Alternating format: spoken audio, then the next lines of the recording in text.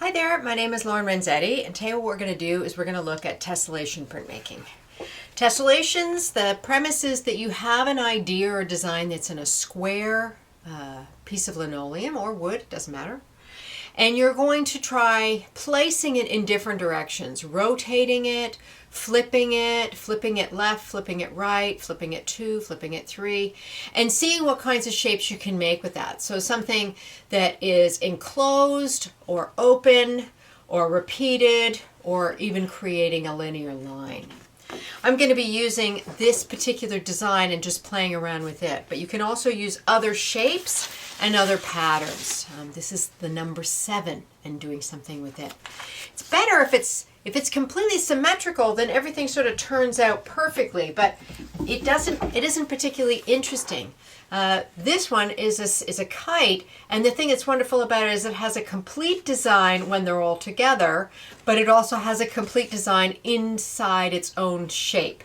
So what you want to do is you want to decide what kind of shape you want to do, and then you're going to try printing it lots of different ways. So let's get started.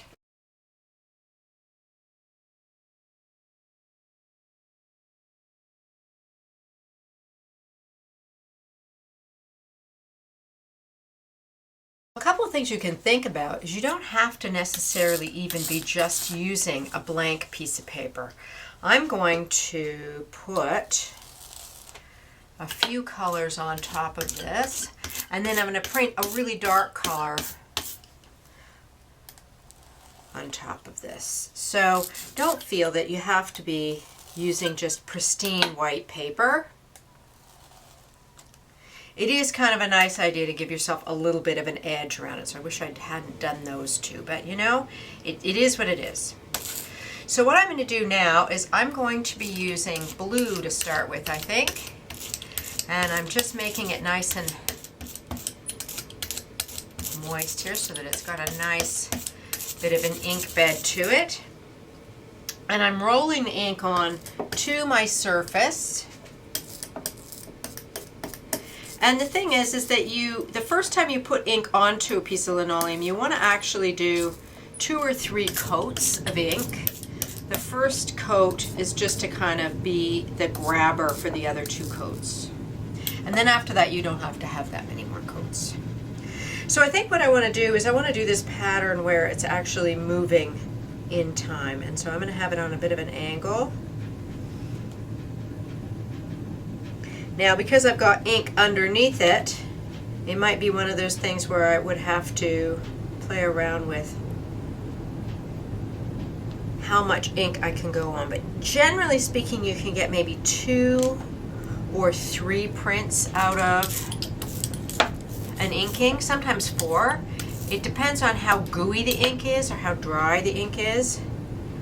And so what I'm doing is I'm rotating this just 90 degrees back and forth, left and right.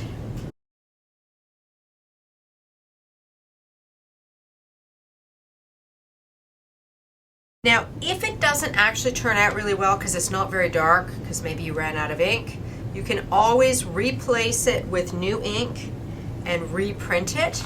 But you are pressing quite hard down on your palm with your palm and creating something like that. Now, the other thing to consider is that things can be multi-layered too. So if you want to, you can have things on top of each other. Now I'm going to purposely sort of use up some of the ink that's on here because I want to use a lighter color. And I don't want to have this blue peeking through too much. And so it's just getting lighter and lighter and lighter. So that's another thing to consider is if you want to show distance, you can put ones that have hardly any ink on them first and then work towards darker colors or brighter colors further out.